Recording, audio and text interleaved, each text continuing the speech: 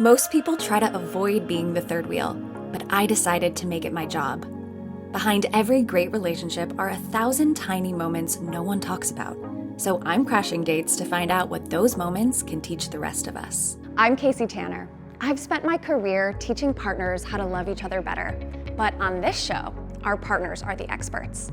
In each episode, I'll invite real partners into the third wheel loft, tag along for a few intimate moments, and uncover lessons the rest of us can bring back into our own love lives.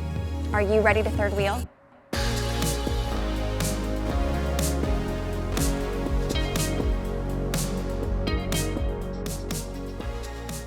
Today, I have the pleasure of third wheeling Candice and Olivia.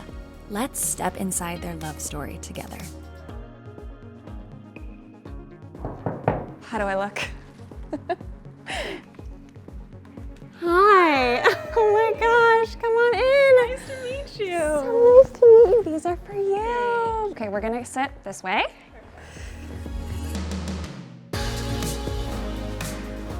Well, I am so excited that you're here. Thank you for letting me just drop into your world for a day. Of course. How are you guys feeling? I'm so excited. Yeah? Excited. Yeah, I love talking about my wife. Yeah, so. we were talking about this. It's like, this is what we do all day long. So the reason that you're here is because I believe there's a story about love that only the two of you can tell, and I just want to help you tell it. Let's start from the beginning. Just tell me how you found each other.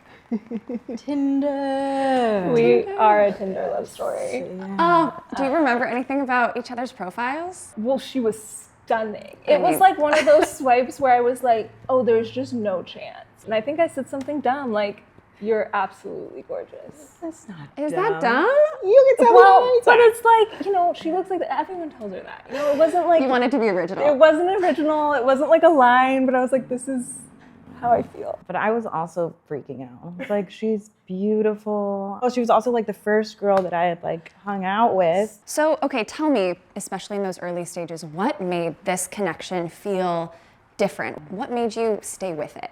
I think she just made me feel so safe from the beginning. Like I wasn't really sure what it was going to be. I had like recently gotten out of a situationship that I thought was gonna like last forever. Surprise. Sure. It did We've all not. been there. But I was like, maybe it's time to try something new. I think we just kind of like fell into this. I really like spending time with you and feel safe exploring with you. I think it can be difficult sometimes to like break down my walls. So like the patience. How did she do that? I think just like asking a lot of questions, but leaving the space for answers. There wasn't like a pressure to rush into it. Did you say that this is your first time dating a girl? That was your first time It dating was, a girl? yeah. Yeah. What was that piece of Yeah. this like? Oh, I still remember. It was such a delicious first evening, to say the least. I've studied up on the material. Sure. But let's go in and take our first exam.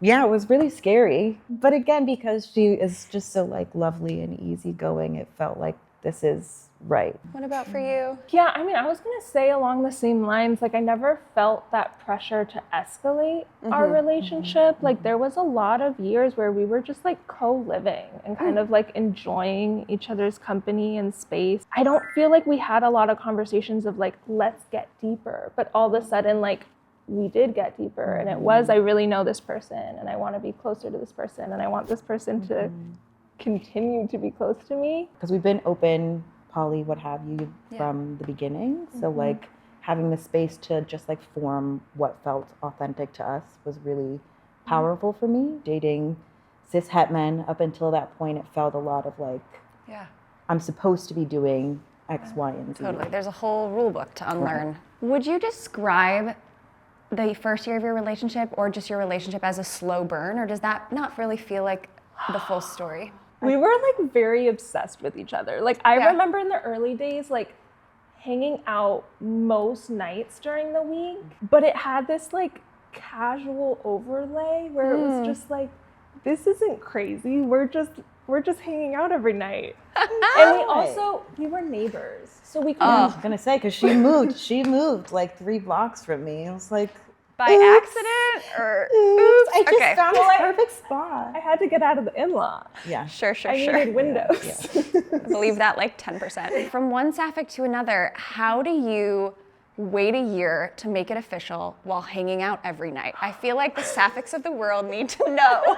I think a lot of it was being poly. Like a lot of the connections we both had, like none of it had this exclusive undertone on it. So it was just kind of like, I have this connection and we have this connection and it's really nice and let's nurture it. I do remember though, like a little bit of like, I want to tell her I love her and like, how do I do that? You know, it was the first time I would have said I love you to a partner. It was also my first like long-term relationship.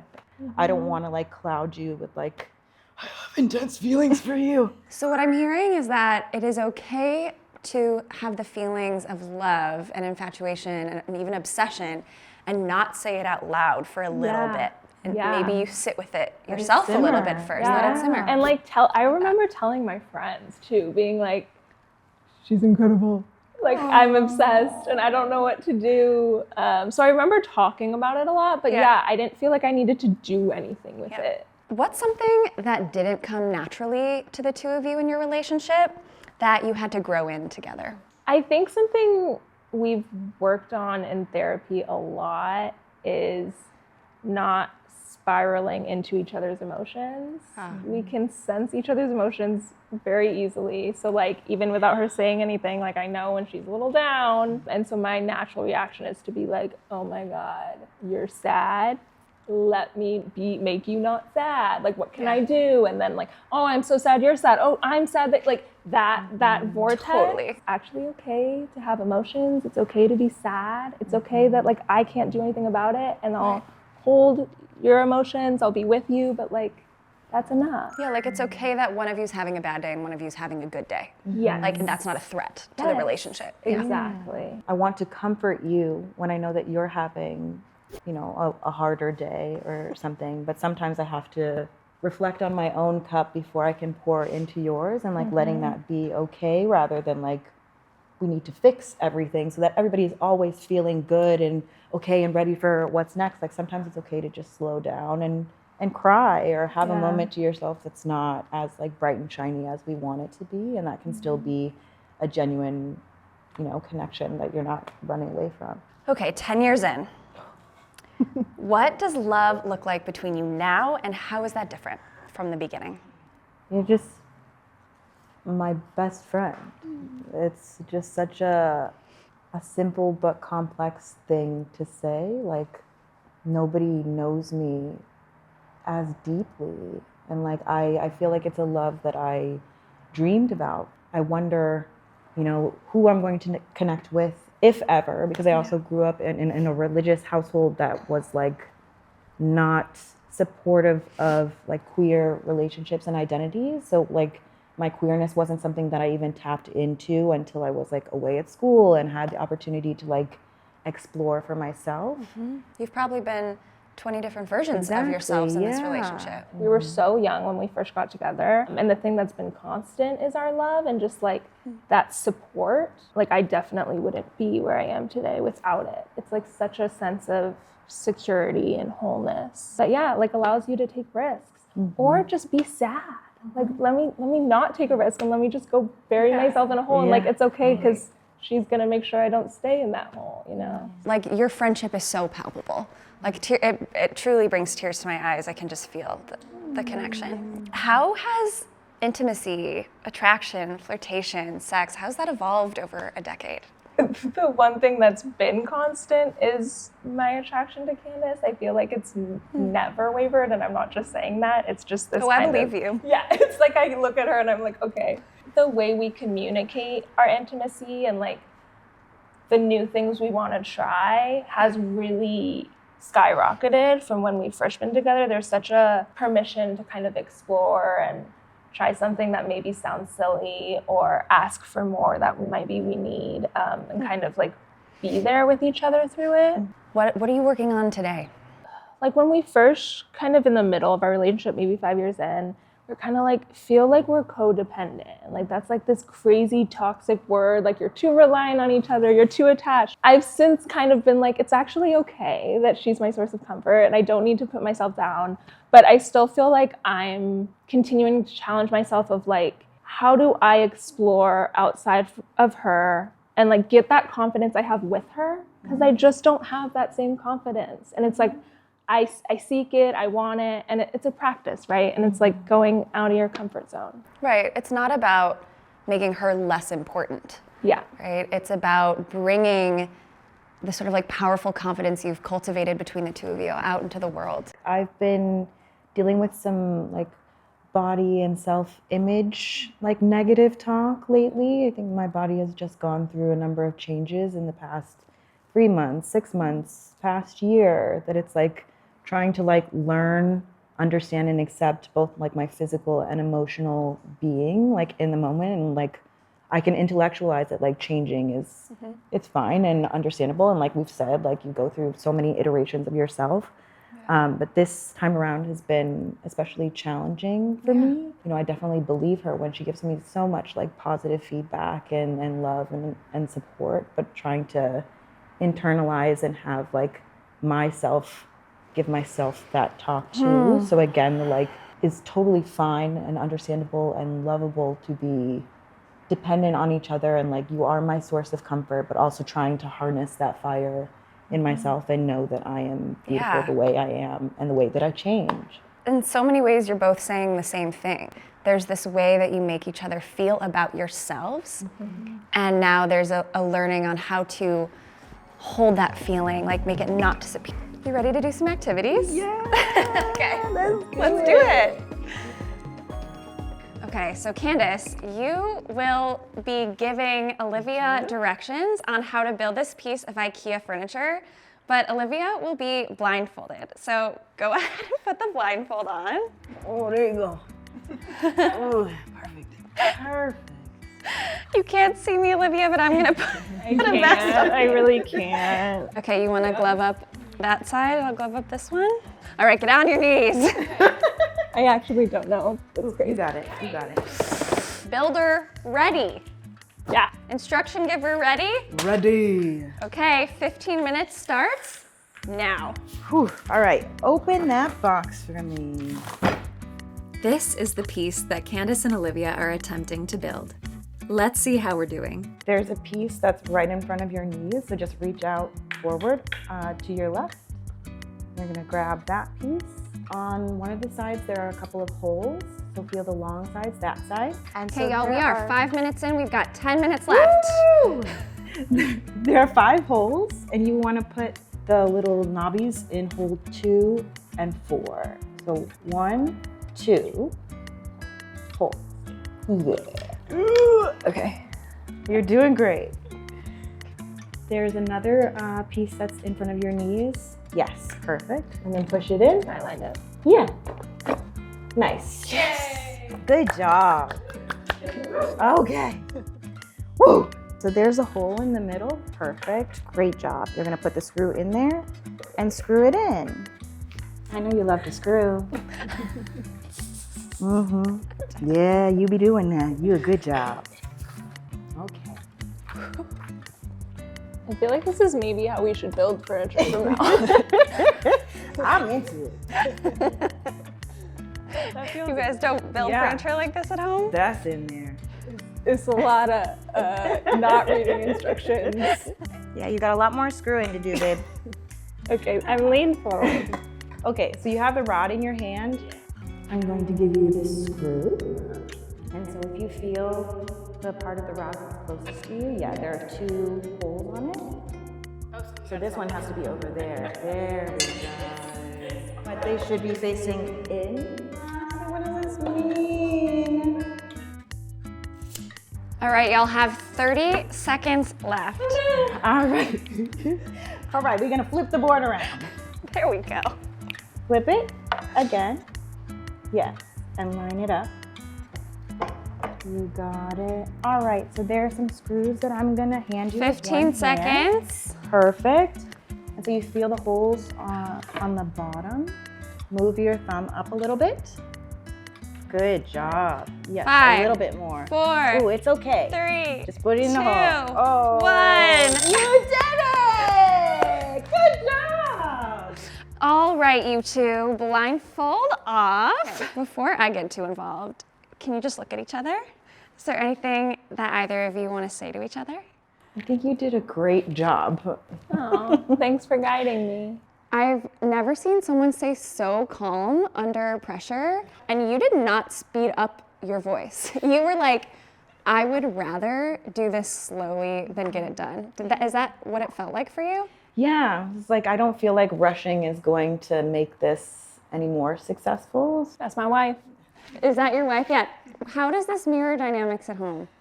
Yeah, I would say she's always very calm under pressure. Like internally, she might be like screaming a little bit, but like external, it's like, yeah, everything's great. This is fine. No stress.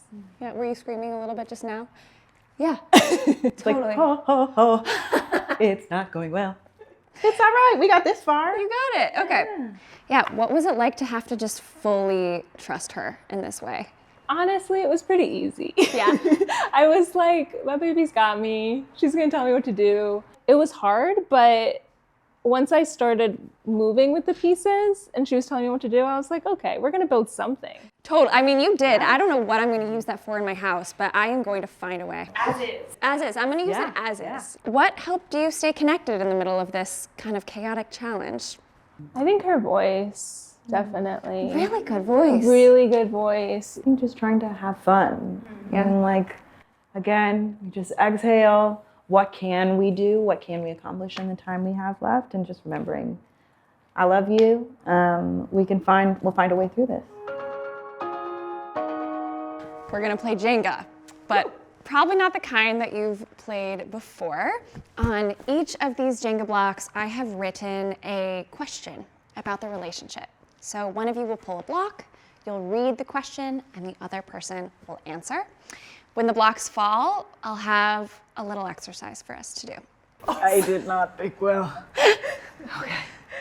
When do you feel most desired by me? When we wake up in the morning and I open my little eyes and then you're just there looking at me with your love. Stop it. One block down. Cool. I don't remember this game being so hard. Okay. What advice would you give the version of you who just met me? I would tell myself to exhale. Like, I think there was a lot of like pent up excitement and like fear, vulnerability that I wasn't sure what to do with, but just like you're about to enter something that's phenomenal and going to strengthen you in so many ways. So like you can exhale into it. Maybe we should all just exhale. What has our relationship taught you about love? Our relationship has taught me everything I know about love. I really had no idea what love was until we created this. And it's forever evolving. The love we had a decade ago is so different from the love today, but it's still love. Wow. Beautiful, baby. Whew, sweating. Yeah. What is the thing that I do that immediately changes your bad mood? She's hilarious and just so goofy. Yeah. And it's like mostly like when you're not trying and you're just saying ridiculous things that really grounds me and like disrupts my dysregulation. I'm glad someone thinks I'm funny. I think you're funny. Oh my God. Thank you. This one says, what would you call the chapter we're in right now? Bliss? Am I, yeah. Dare you say know, I'm that you're like- happy? I know, that's why I felt it coming out. I was like, can I say that? Yes, I think it's bliss. I think we're at such a like content ease that like we're just gonna keep on, but like this Jenga, just keep on building. Totally. Hopefully with a stronger foundation. Yeah. Can I just ask you, when you were about to say that, what almost stopped you?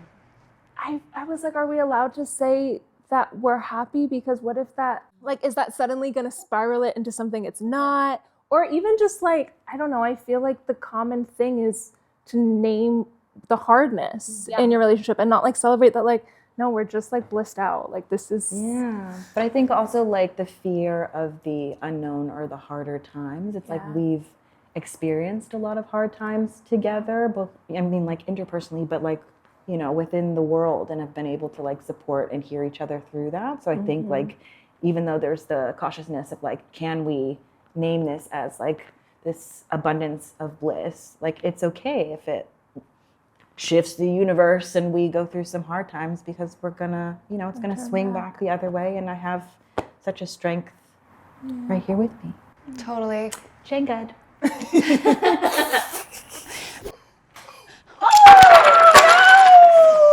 Okay, so the rule is, at least in my house, that the winner, whoever didn't knock it down, has to show some sort of physical affection to the loser. That could be a kiss, a hug, a lap dance, anything that you want, but... You know, bust it open. Can I give you a kiss? Yeah.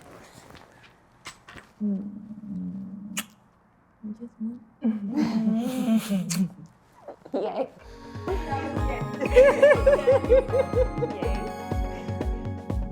All right, I'm gonna ask y'all to do a 3-minute eye gaze. No speaking, you can blink. I will tell you when it's over, and we'll do a little debrief. Are we not touching? Are we allowed to touch? You know, I'm actually saying no touching. Oh. Okay. Try to restrain yourselves. I know it's hard for you. 3, 2, 1, let's go.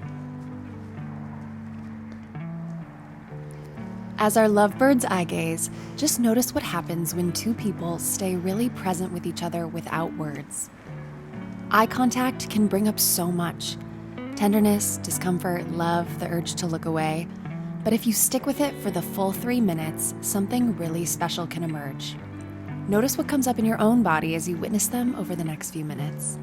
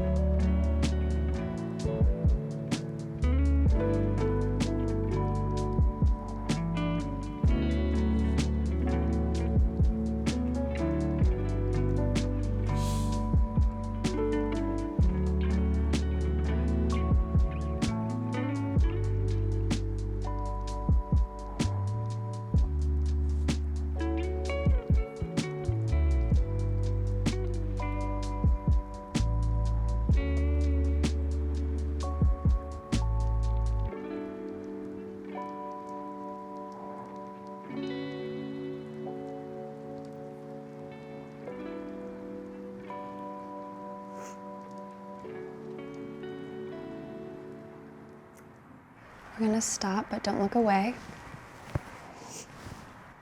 And I just want you to say the first thing that comes to mind to each other. Held. Picked the perfect person. How'd that feel?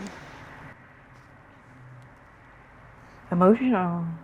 I think like being aware of everything else. Also, like, can I look at you? You can look at me. Little tears over here.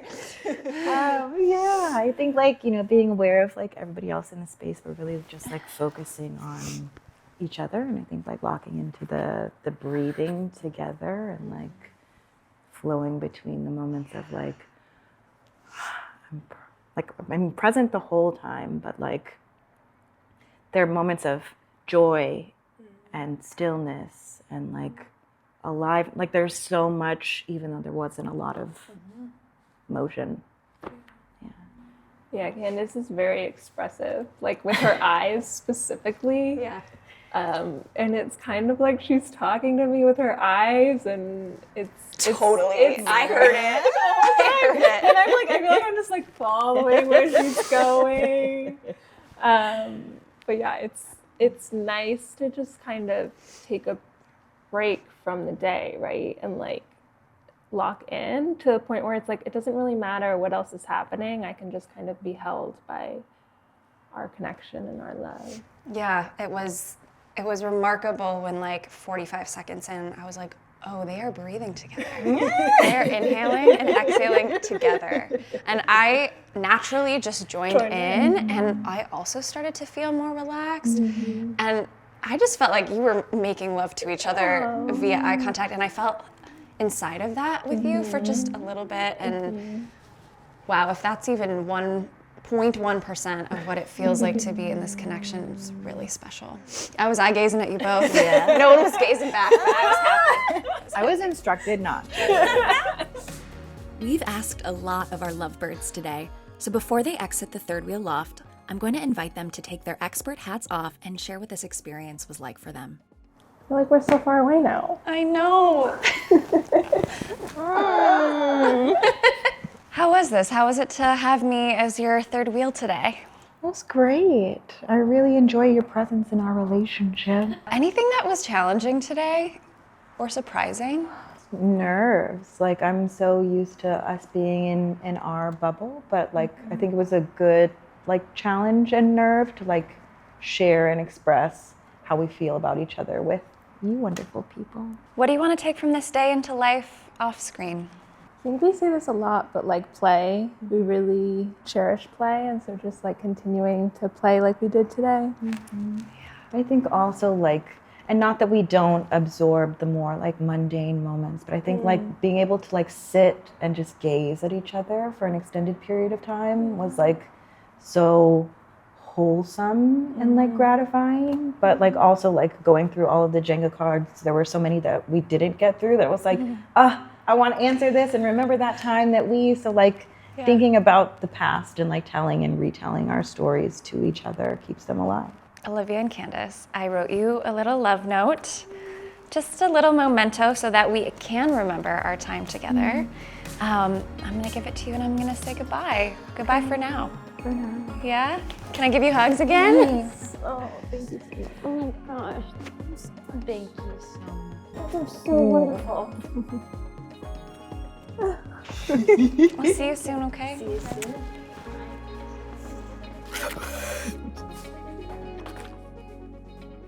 Olivia and Candice, thank you so much for allowing me to step inside your love today. My biggest takeaway was about pacing, that moving faster doesn't actually mean you'll build something stronger, that moving at the speed of trust leads to a beautiful foundation. Third wheeling with you has been a dream come true. Love, Casey. Oh, thank you, Casey. Thanks, Casey.